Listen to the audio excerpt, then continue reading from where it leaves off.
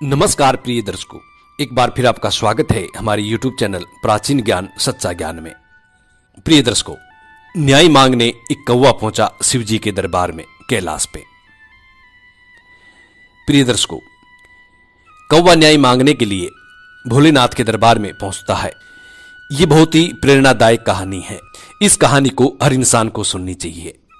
इससे आपको बहुत ही प्रेरणा मिलेगी, अपने जीवन जीने की बहुत ही अच्छी प्रेरणा मिलेगी। जीवन में कभी आप धोखा नहीं खाएंगे, जीवन से कभी हताश नहीं होंगे, जीवन से कभी परेशान नहीं होंगे। चाहे कैसी भी मजबूरी आ जाए, लेकिन आप अपने जीवन से कभी परेशान नहीं होंगे यदि आप इस कहानी को सुनते हैं तो। प्रिय दर्शकों, एक समय की बात है, एक कौवा भोलेनाथ के दरबार में न्याय मांगने के लिए पहुंचता है और भोलेनाथ उसे कुछ वरदान भी देते हैं। कौवा को भोलेनाथ वरदान देते हैं कि एक समय ऐसा आएगा जब लोग तुम्हें बाप कह के बुलाएंगे, यानी पिता कह के बुलाएंगे, भाई कह के बुलाएंगे। प्रिय दर्शकों, कौवे को ऐसा अजीबोगरीब वरदान मिला हुआ है, वरना कौवे को कोई पसंद नहीं करता। यदि कौवा घर में आ जाए तो लोग कंकड़ पत्थर मार के उड़ा देते हैं। लेकिन एक समय ऐसा आता है जिस दिन कौवे को पिता बना करके बुलाया जाता है, भाई बना करके बुलाया जाता है, आवाज दी जाती है। प्रिय दर्शकों, यह कहानी बड़ी प्रेरणादायक है। इस कहानी को जरूर सुने। समय बर्बाद ना करते हुए इस कहानी को शुरू करते हैं। इससे पहले जो लोग हमसे नए जुड़े हैं वो हमारे चैनल को सब्सक्राइब करें, अच्छे अच्छे कमेंट किया करें, बेल आइकन ऑन करना ना भूलें, कमेंट में जय भोलेनाथ जरूर लिखें। शुरू करते हैं प्रिय दर्शकों आज की प्यारी सी कहानी। एक समय की बात है, एक कौवा एक डाली पे बैठा हुआ था। डाली पे बैठे बैठे सोचने लगा कि कोयल की जिंदगी बड़ी अच्छी होती है। कोयल को लोग पसंद करते हैं, कोयल से प्यार करते हैं। जब प्रातःकाल एवं सायकाल कोयल बोलती है तो लोग बड़े प्यार से उसकी आवाज को सुनते हैं। मंत्र मुक्त हो जाते हैं लोग कोयल की आवाज को सुनने के बाद। बड़े ध्यान से सुनते हैं कोयल की आवाज को। प्रिय दर्शकों, यही सोचकर कौवा बड़ा दुखी हो गया।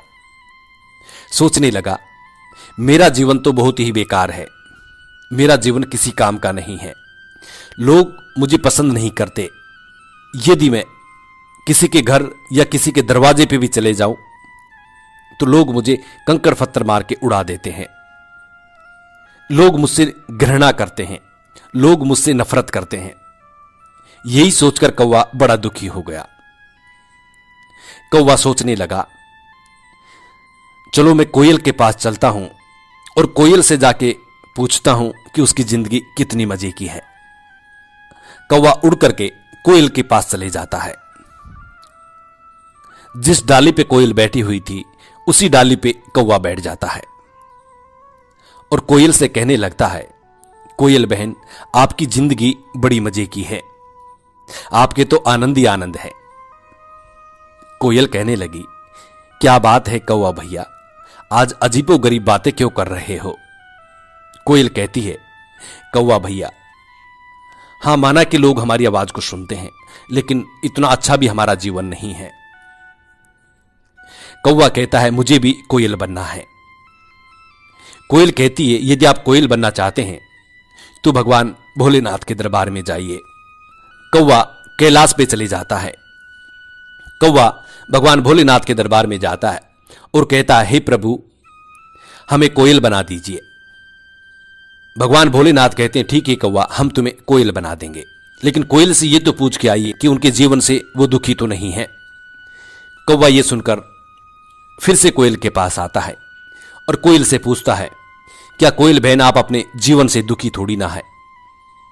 कोयल कहती है, हां भाई, हमारा जीवन भी बेकार है, हम भी हमारे जीवन से बहुत दुखी हैं। हां माना कि लोग हमारी आवाज को जरूर सुनते हैं, लेकिन आप भी काले हैं और हम भी काले हैं। लोग हमें कभी दाना पानी नहीं खिलाते। हमारी जिंदगी आपको मजे की लगती है, लेकिन ऐसा नहीं है। हम भी बहुत दुखी हैं। माना कि आपका और मेरा रंग एक है, आप भी काले हैं, हम भी काले हैं, लेकिन जीवन हमारा भी बेकार है। कौवा कहने लगा, कोयल बहन, वो कैसे? आपसे तो लोग बहुत प्यार करते हैं, आपकी आवाज को बड़े ध्यान से सुनते हैं, फिर भी आप कह रही हैं कि आपकी जीवन बेकार है। कोयल कहने लगी, हां कौवा भैया, मेरा भी जीवन बेकार ही है। कौवा पूछने लगा, कैसे? कोयल कहने लगी, कौवा भैया, लोग हमारी आवाज को जरूर सुनते हैं, लेकिन कभी हमें दाना वगैरह नहीं खिलाते, हम अपने बच्चों का लालन पालन नहीं कर सकते। कौवा बोला, कोयल बहन, ये क्या बात कह रही हैं कि आप अपने बच्चों का लालन पालन नहीं कर सकती? कोयल कहने लगी, हां कौवा भैया, ये बिल्कुल सत्य है, हमारे बच्चों का भी लालन पालन आप ही करते हैं। कौवा कहने लगा, ये कैसे? कोयल कहने लगी, जब हम अंडे देते हैं तो आपके घोंसले में हमारे अंडों को धर देते हैं, आपके घोंसले में हमारे अंडों को रख देते हैं और आपके अंडों को नीचे गिरा देते हैं। कौवा बड़ा चकित हुआ, और हमारे बच्चों का लालन पालन आप ही करते हैं। यह सुनकर कौवा बड़ा चकित हो गया। कौवा बोला, लेकिन फिर भी आपका जीवन बहुत अच्छा है, मैं भी कोयल बनना चाहता हूं। इसीलिए हमारे जीवन से अच्छा तो हंस का जीवन है।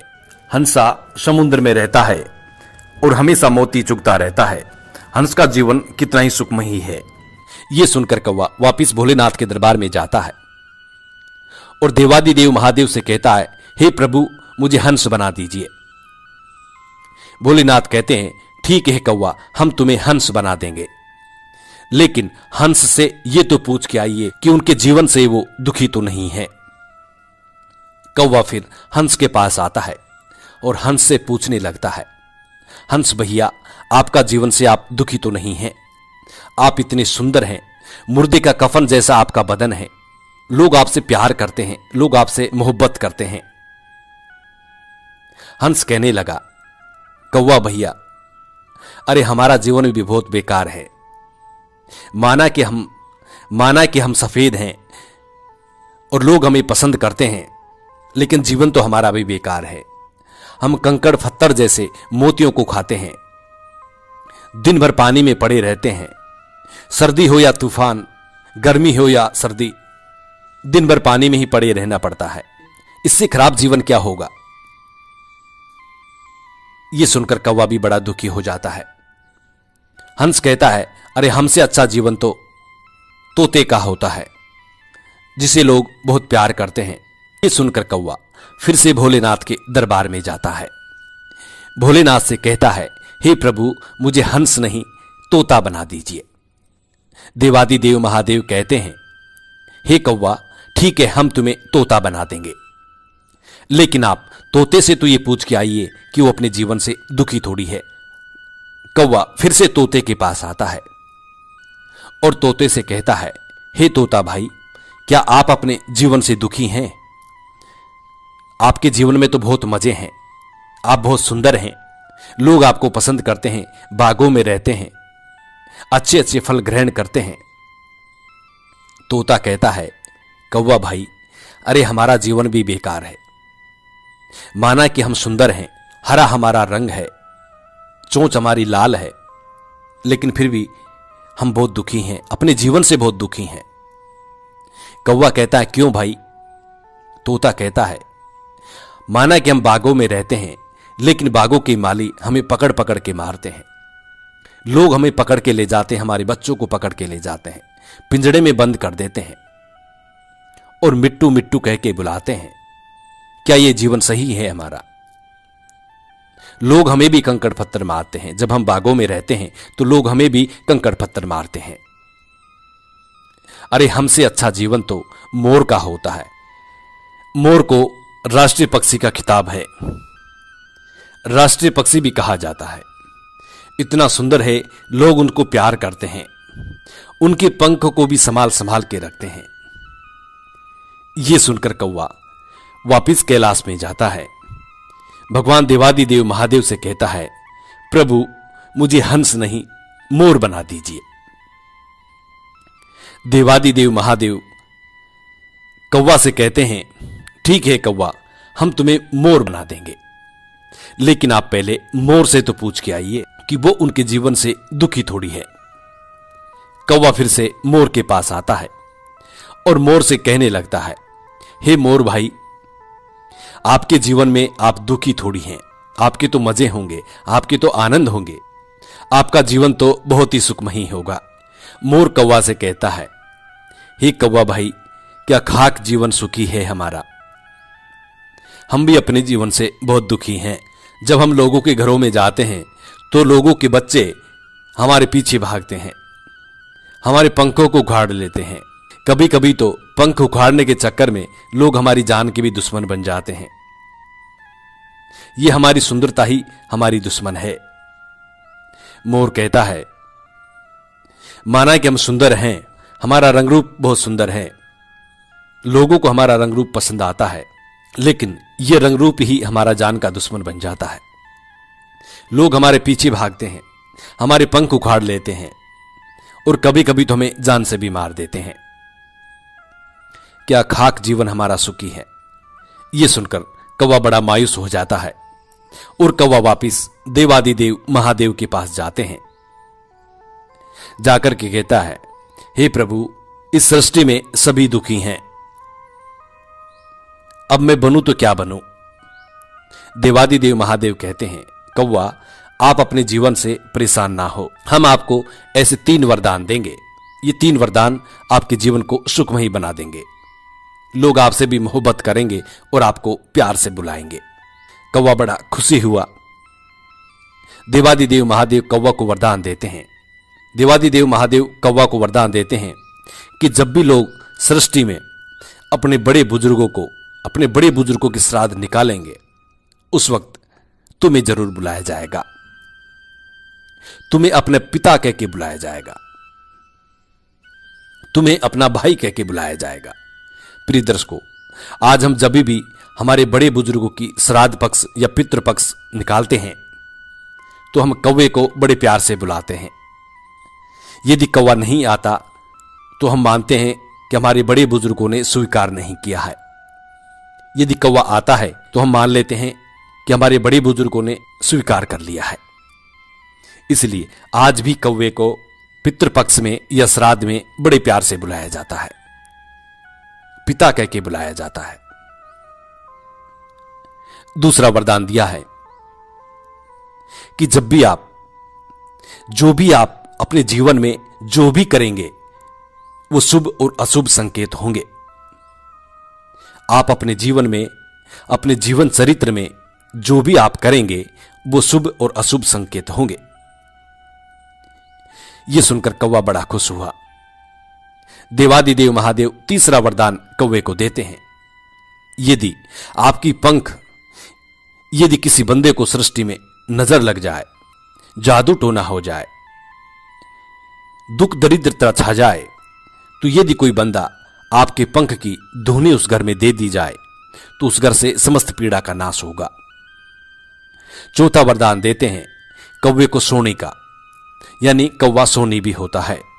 कौवा को 6 महीने आगली और 6 महीने पाछली बातें सूझती रहती हैं।